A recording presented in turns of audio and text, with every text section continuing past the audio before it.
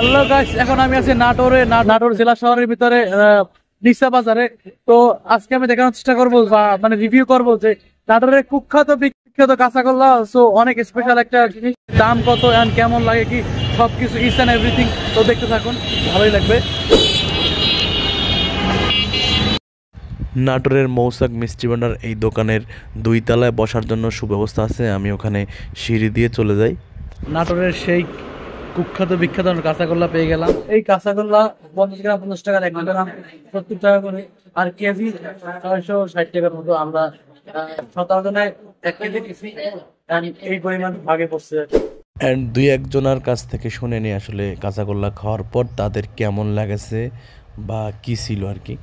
তবে এটা আম্মুর হাতে বানানো। আরো একজন সিলেটি বন্ধু কি বললো শুনুন। সাধারণ মিষ্টির মতো আমারই কিছু না, আমি ভাবছিলাম নামে আর কামে কি হবে, কিছুই না। কি বললেন? এই কাঁচাগোল্লা তেমন হাইপ নাই, একদম ছানা মিষ্টির মতোই।